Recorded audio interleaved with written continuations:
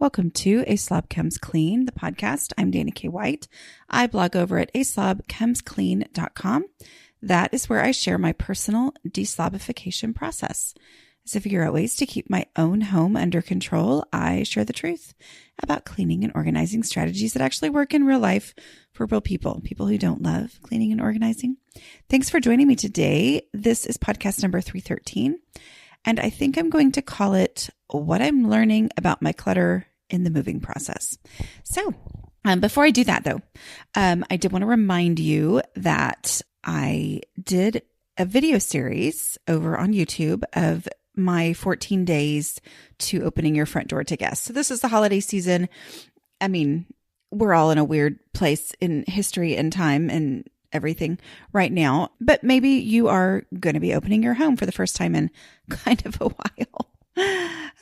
Those of us who kind of enjoyed, let's just be honest, didn't some of us enjoy the fact that we just couldn't have anybody over, right? Anyway, so if that's you and you're kind of freaking out about that, or if you just want the plan, there's a series of 14 videos that I did every day for 2 weeks, from November 1st through 14th. And those are free, obviously. But if you would like to get the written guide through the end of November, my ebook, 14 Days to Opening Your Front Door to Guests, which you can just view on your device or whatever, or you can actually print it out if you would like to. It's $4 with the code podcast. Okay. So anyway, just want to make sure you knew about that. Just go to aslobcomesclean.com/14, like 14. All right. So I'm talking about what I have been learning, what I'm continuing to learn about my own stuff, my own clutter in the midst of the moving process. So we moved, right? Like I had a podcast where I talked about that a while back, and somebody was like, why did you say you weren't for sure? Well, I just always hear stories about things falling through at the last minute. And so I didn't know for sure if I should count on it, but we are actually in the house now. So I guess it's totally official. I mean, we've agreed to pay for it for the next however many years. Anyway, so it's ours and the bank's now, but anyway, however mortgages work. But yeah, so we are in the house and I'm really loving it. It's just exciting, well, it's been interesting to go through the moving process, so for all these years that I have been having this podcast, having the blog, I would get questions about moving, my advice on moving, because that's when anybody and everybody starts to think about clutter and think about their stuff and think about their excess, because you just naturally have to touch everything. I mean, that's just part of the moving process, is every single thing has to be looked at, touched, dealt with, whatever. Even if it's just moving a box that it's in that hasn't been open since the last move, but you know what I mean? So it's just part of it. And I would always get those questions from people. People were always asking about just the moving process. And I was like, well, I'm like, here's how I think I would apply it, what I've learned about clutter, but I haven't been through that process myself since I started this, deslobification process back in 2009. Well, now I have been. And, it's teaching me a lot about my stuff, my clutter, whether or not someone's moving or not, whether or not you're moving.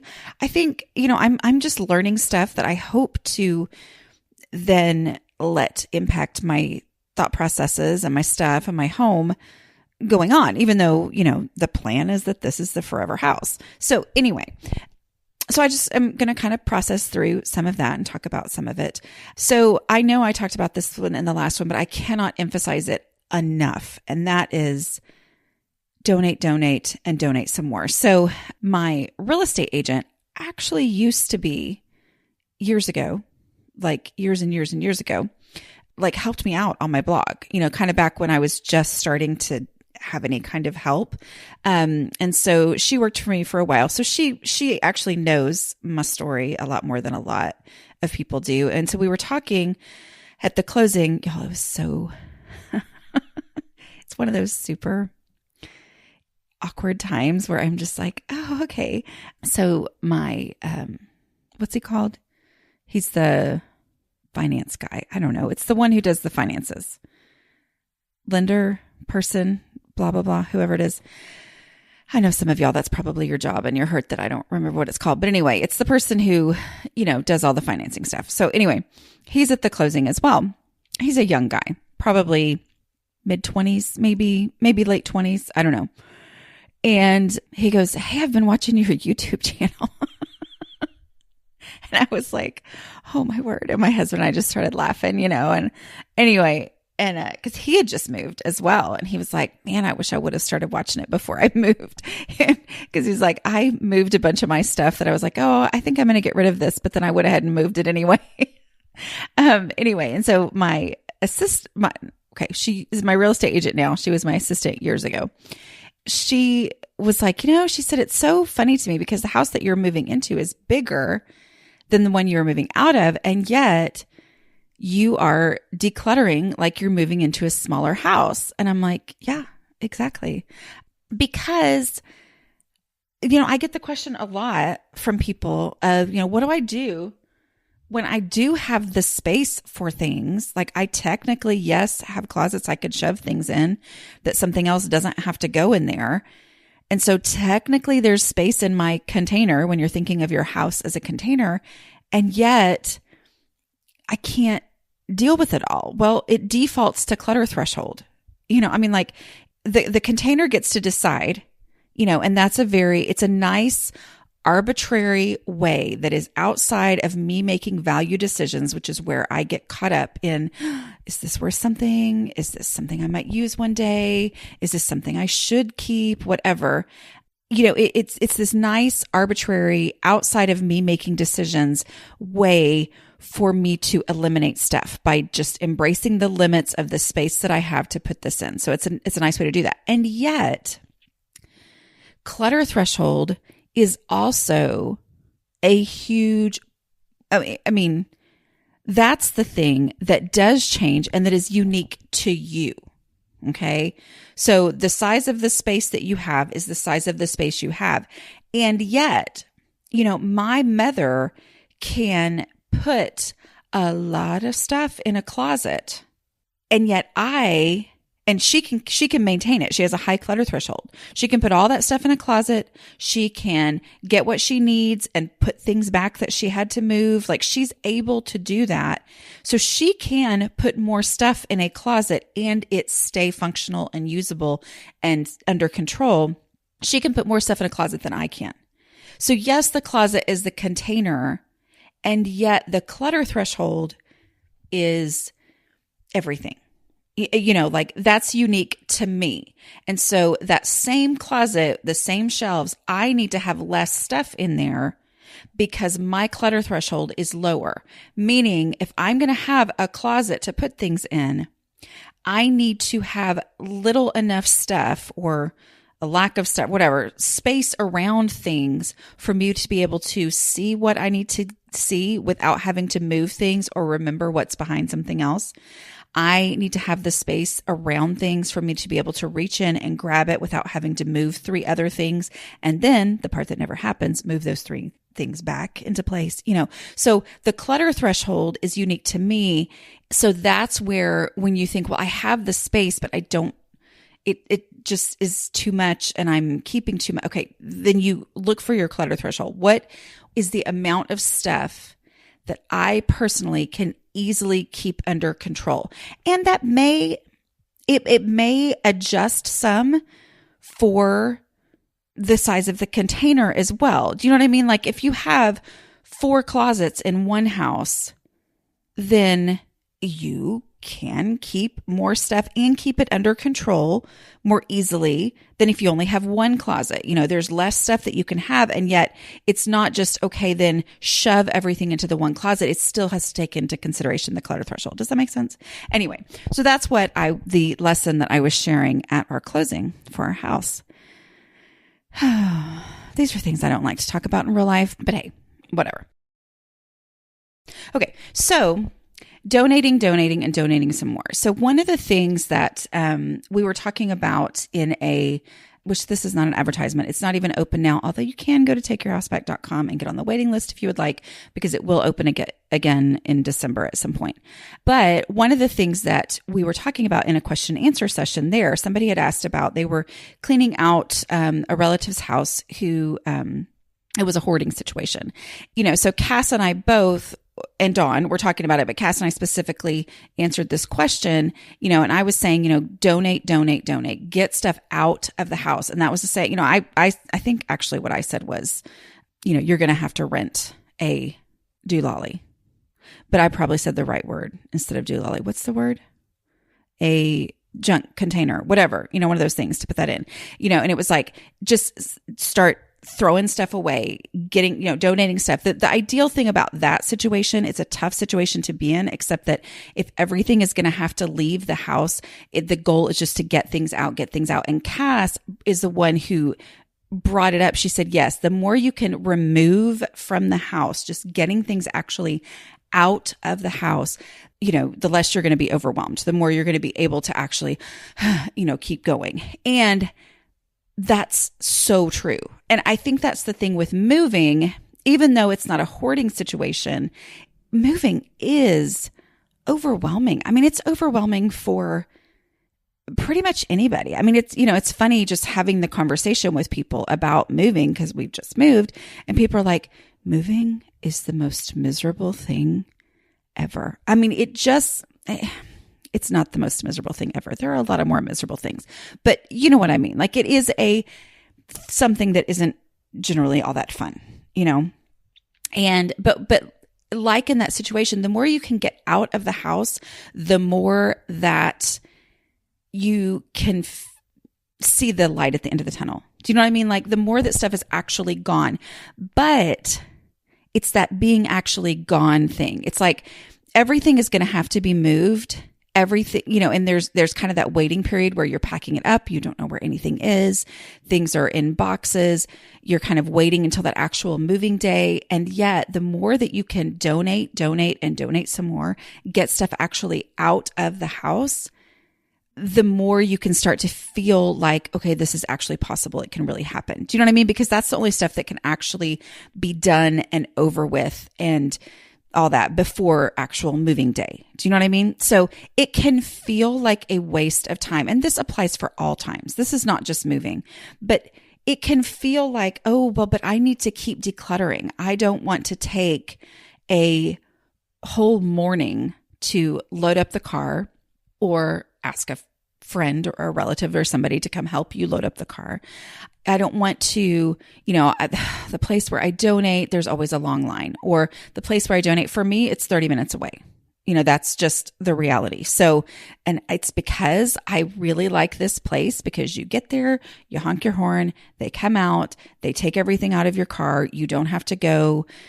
Anyway, it's just, there's zero hassle. So it's worth it to me to drive 30 minutes. But there are times where I'm like, do I really have time to go drive 30 minutes and do this?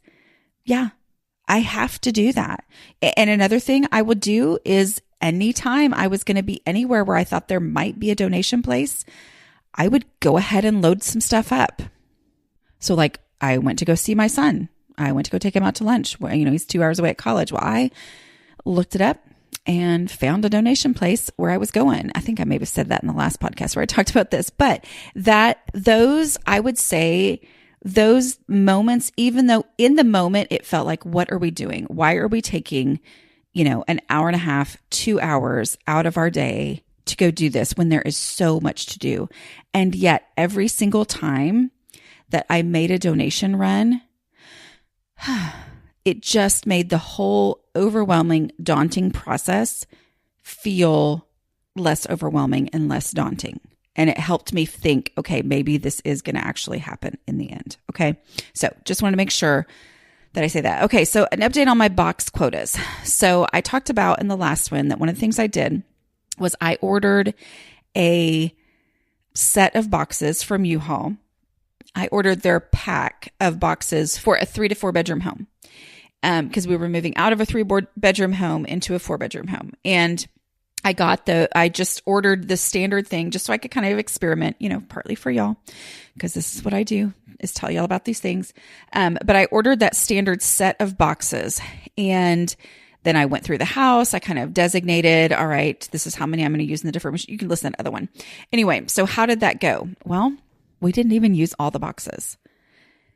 Now, it was also a local move, so we have made a couple of trips and things, but we basically did not use all the boxes. There are still a couple that I put together, and they're just kind of sitting there, and we used them when we watched the Cowboys game. We used one of them flipped over to eat lunch on top of, and we're just kind of throwing a few things in there just to get it, things as we remember. We'll bring that, back to the new house. But no, we didn't use all of them. But I'm still glad that I got that set, because the thing I realized is with the container concept, when you're applying the container concept, there is power in the actual having the limit, having the boundaries, filling it up, and letting that be the decision maker about how much stuff you can keep. There's also a lot of value in just flat out understanding the container concept, in just knowing that there is a limit, in just knowing that I am not going to be able to take it all. I'm not going to take it all.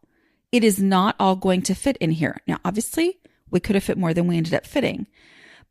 But I'm perfectly fine with that because I didn't want to bring anything that I didn't need to bring. But just knowing that there is a finite number of boxes that I want to use, this is what I have as a tangible physical thing that is going to help me only take the amount of stuff that really should be in this size of house. When I did that, just knowing that, changed every decision that I was making. It changed how I looked at all the stuff in my house. Every single thing in my house, as I put it into a box, I had to figure out whether it was box worthy. Is this a valid use of box space? And a lot of stuff revealed itself as no, it's not valid use of box space.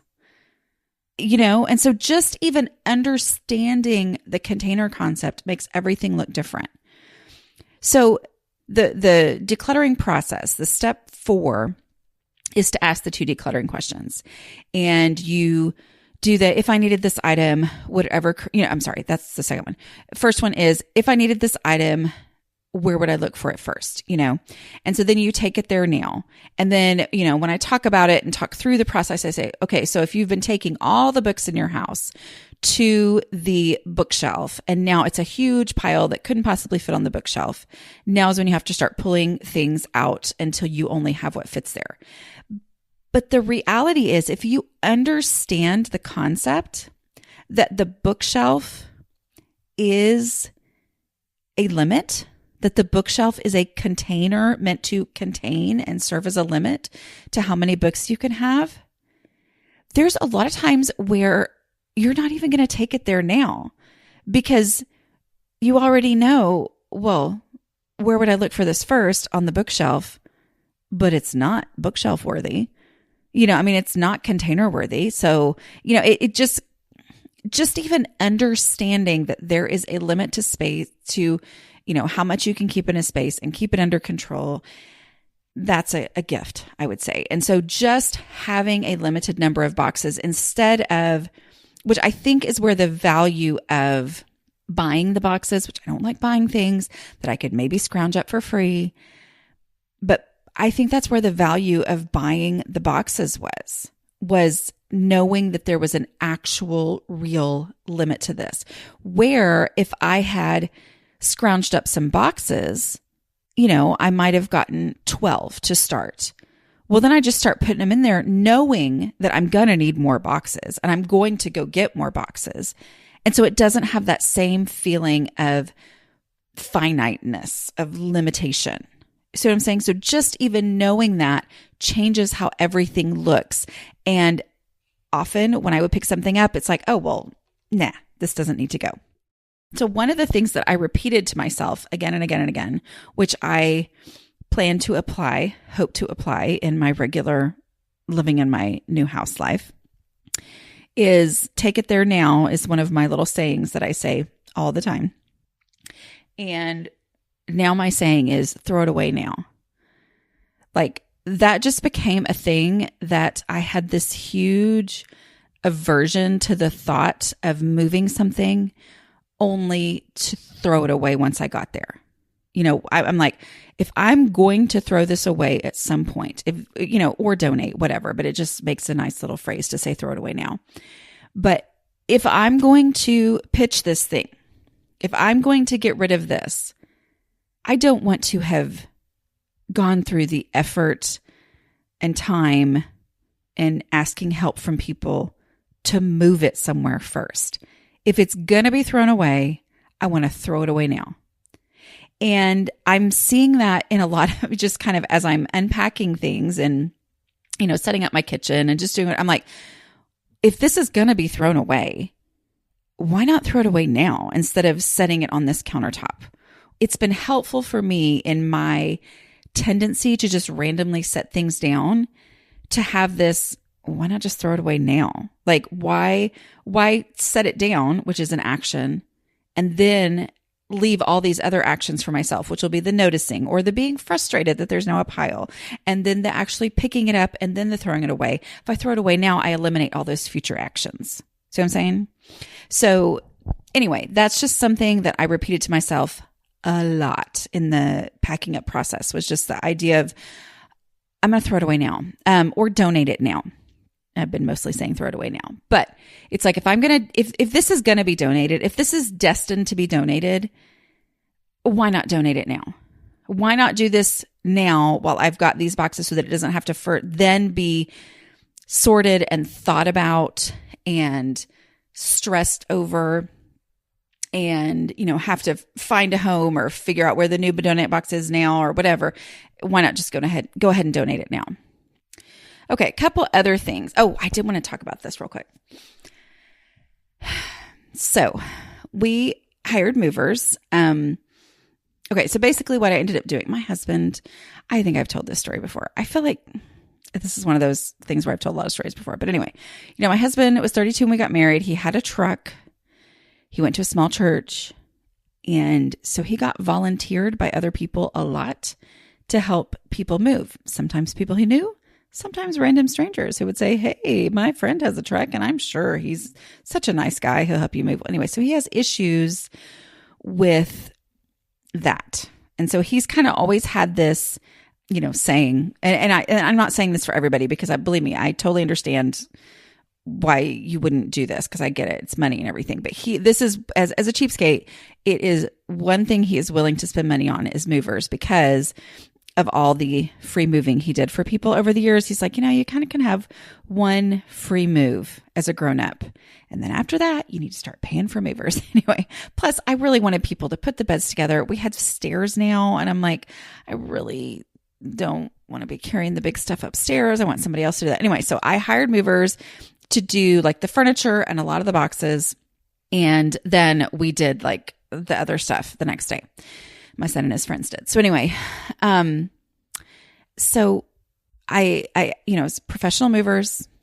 They came with their trucks and it was probably about halfway through. And so he'd gone through, he was in the middle of working on everything, with his two helpers.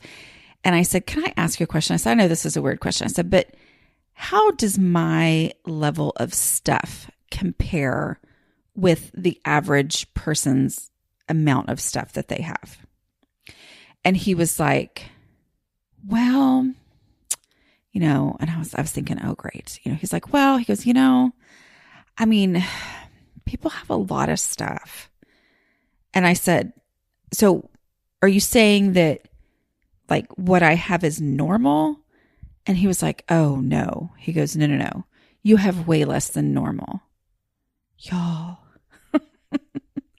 Y'all, I almost wanted to cry. And I also I definitely, when my husband got home, made, him tell my husband that same story. I said, so what did you say about how much stuff I have?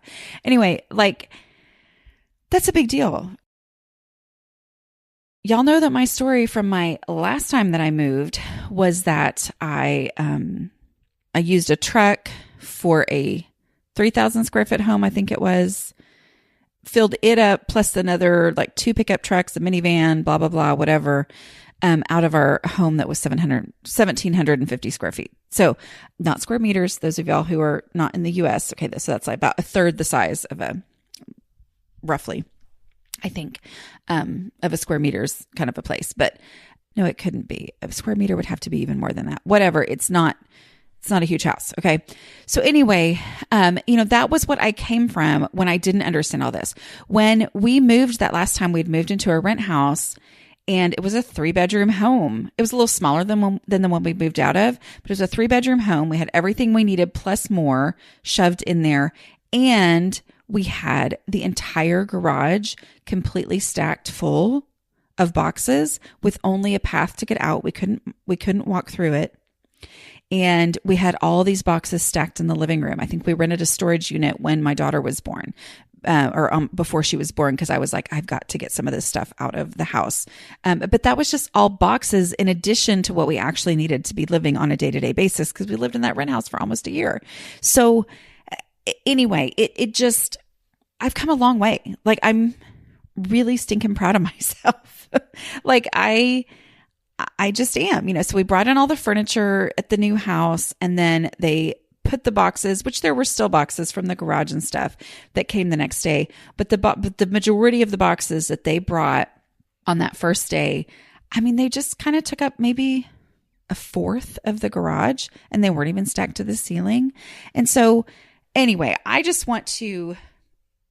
kind of sort of bragging, but I'm mostly just really, really proud of myself. And I want y'all to know that in the beginning, when I started doing this, when I was getting rid of so much stuff, it just seemed like I didn't know if I could ever really, truly do this. If I could really, truly make a big impact, if I was ever going to see a huge impact on my home. And I did. Y'all, I've gotten rid of so much stuff in my house. But I also want to say, when you're living in the same house forever, sometimes it's hard to measure the huge difference other than remembering how it used to be. Okay, it used to be so much harder to keep my house under control. It used to be that we ran into stuff all the time because there was stuff everywhere. Used to be that things were piled with stuff, and you get that.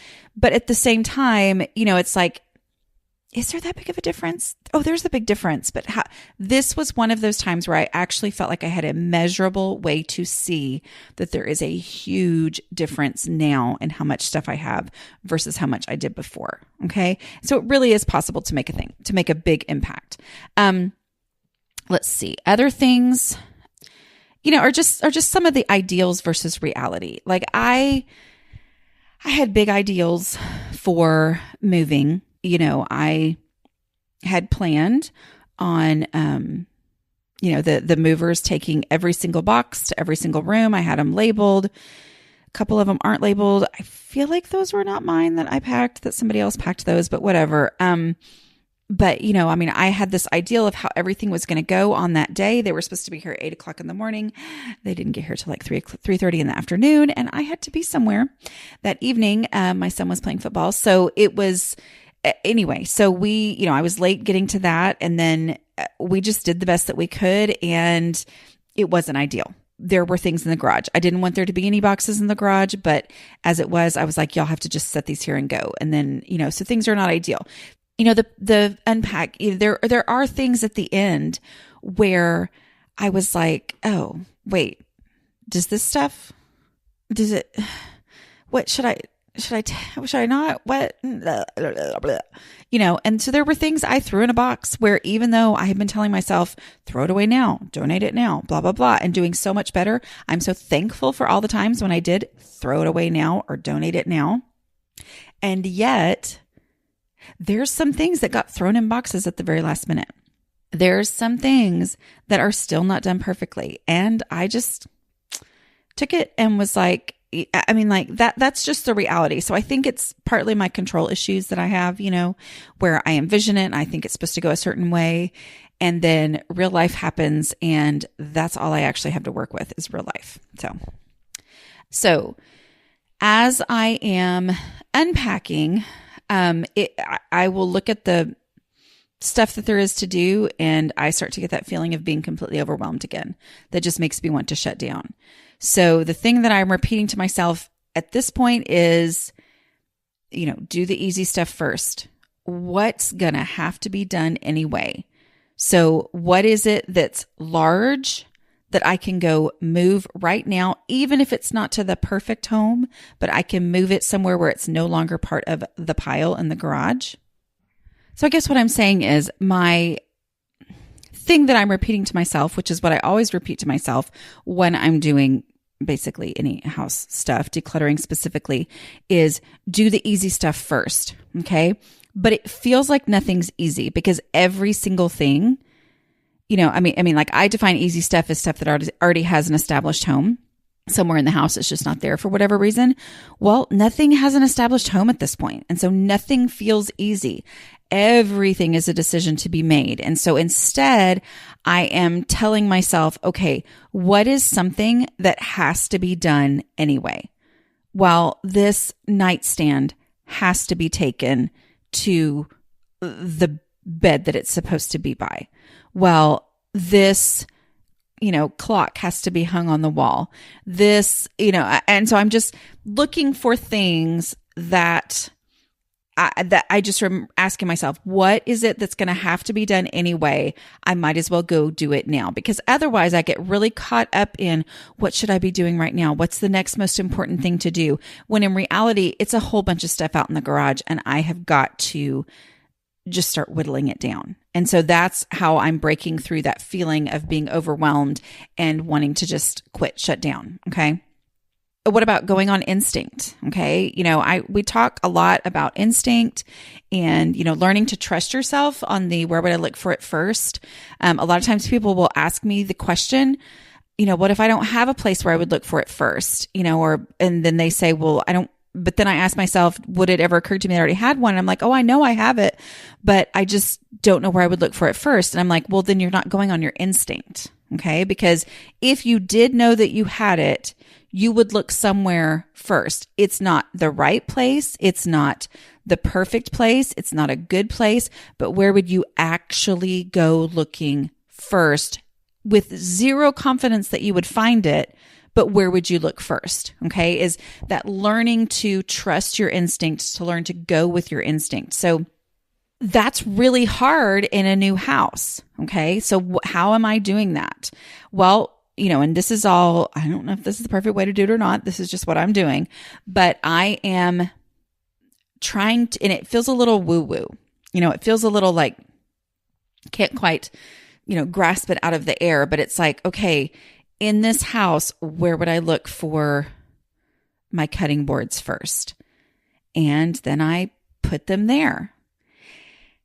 And then when I'm cooking dinner, which I have cooked dinner twice now, when I'm cooking dinner, if I need something and I look for it somewhere and it's not there, then when I find it, I'm putting it there in the first place where I looked for it. Does that make sense?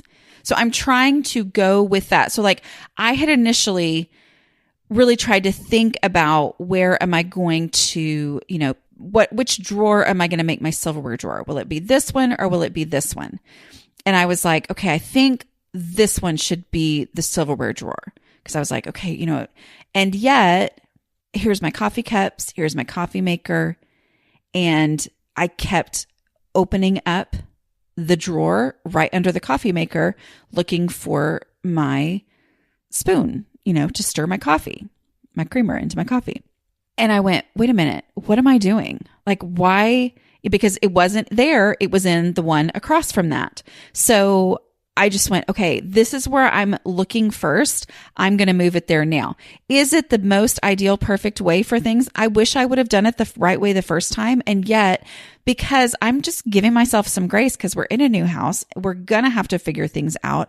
I am saying, okay, so I switched the things. Actually, I think I even switched it a little bit more, but I put the silverware in that drawer where I had been looking first for the silverware. And then I moved the other stuff to somewhere else. So, and that has happened a couple of different times. There have been a couple of things where I'm like, I opened this up thinking it would be in this spot. It wasn't in this spot. So now I have to go searching for it. And now I'm going to go put it in the spot where I opened up thinking that it was going to be. Okay. So let's talk about accepting help. It's tough. I had somebody say, hey, she homeschools her kids, and she was like, we could come over and we could help you unpack and get it done really fast. And I'm like, yeah, I'm not like that freaks me out. And I'm like, whew, I don't think I want to, it just sounds like these decisions that I'm having to make, that it's, trying to think about what is my instinct in this situation, and go with that instinct. If I multiplied what I could do, that 5 people were working on where do I put this and asking me those questions, I think my brain might explode. And so I'm like, okay, so I said no to that. But, when my mom offered to come and help, I said yes. And sometimes it's hard accepting help. And yet I'm glad that I did it. Why? It pushed me through. It was not necessarily fun. I was kind of ready to work on my own for a while after that, but it did push me through. And I picked the trusted person, but not necessarily like a perfect situation. And did I have moments where I said, I want to put this here? And I felt, my mom's great, but there's times where I'm like, is she judging me for wanting to put that there? And then it made me feel like, I write books about this anyway. But it was hard. I'm just going to be honest. It's hard accepting help. And yet it's such a huge daunting job that it's one of the things I have to do is get over that and go ahead and accept help and try, so one of the things I would do is try to get ahead of it. And so try to figure out, okay, what are some contained, definite spaces? So we worked in the kitchen primarily, like this is going to be where this is, or hey, this box of stuff right here is going to go in the game cabinet. Here you go. Put everything in there as best as you want to do it. If it's not a game and it somehow ended up in this, leave it in there. And then so it's like giving her very specific, definite jobs. Because otherwise I start to feel, and I think it's just that this is not my natural realm. This is not my natural thing. And yet what I have found to work best is putting things in the place where I would look for them first, even if that isn't the most logical thing. You know what I mean? Even if it isn't what the experts or my mom would do or whatever. So let's talk about new space, new habits. So this is one of the things I'm trying to take advantage of. I am trying to take advantage of new space, new habits. One of the things I learned from y'all, and feel free to leave comments explaining more because this is all new to me, but we are on septic now, which means, we have a septic system. We're not on city water. And so I also, because of y'all, recognize that my new dishwasher, which I don't love as much as my old one, but whatever, has a delay start. And I had always thought, oh, mine probably has a delay start. And I just never really looked at it because I never really needed it. Well, now that we're on septic and I'm running my dishwasher after dinner right around the same time when my kids are taking their showers before they go to bed, I'm like, oh yeah, I probably should hold off on that because I think that's something about septic systems is you need to not do too much water stuff at one time. So anyway, so I have been setting my timer to go later. So it's like, okay, this is a new habit, which I know one of y'all had emailed me or maybe said somewhere else about how you love to set your timer on your dishwasher because then you don't have to remember to start it. You can set your timer on it and then it's ready to go and it's going to start. If it happens to not be completely full, it's still going to start. But then if you do run across other things, you can always put it in there. But it's not like it goes against the self-defeating thing of thinking, oh, I better not start it now because I might find some more stuff throughout the house before I actually end up starting it. Do you know what I mean? So it's like, it's going to start anyway. I think I'm making no sense. Whatever. I think y'all know what I mean. So I'm looking on that as far as I have an island now. I've never had an island before.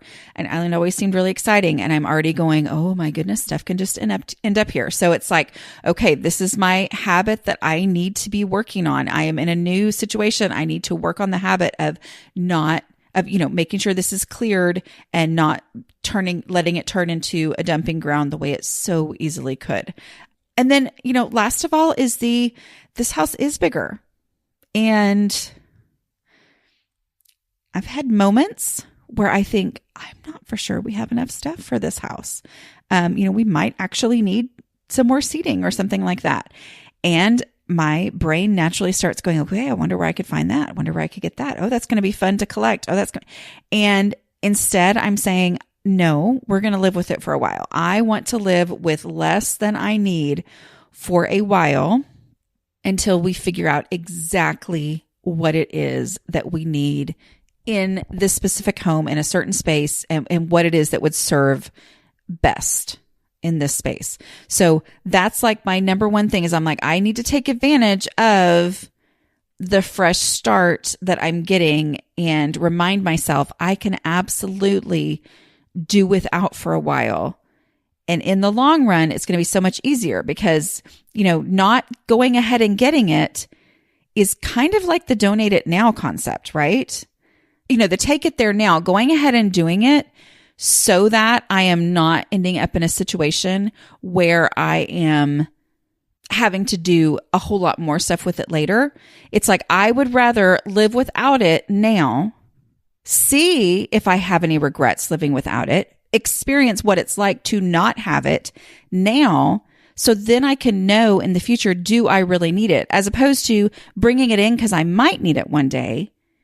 And then having my house have too much stuff, having my house be too hard to maintain, and living in the fear of what will it be like if I don't have this anymore and I get rid of it and I end up needing it. Instead, I can go ahead and experience that now and then never have to come up with something, bring it into my house, and then have to find a way to get rid of it. Okay. So it's like, I'd rather just not have it than worry about, or I'd rather not have it at all than bring it in and then have to deal with it later if I do end up needing to get rid of it. Does that make sense? So I'm really, really, really trying hard to make that my thing. Okay. All right. I think that's it. I feel like I've been rambly. Those of y'all who are in the US, happy Thanksgiving. Those of you who are everywhere else, happy end of November. And don't forget, you can get 14 days to opening your front door to guests for $4 through the end of November with the code podcast. Okay. I will talk to y'all next week. Bye.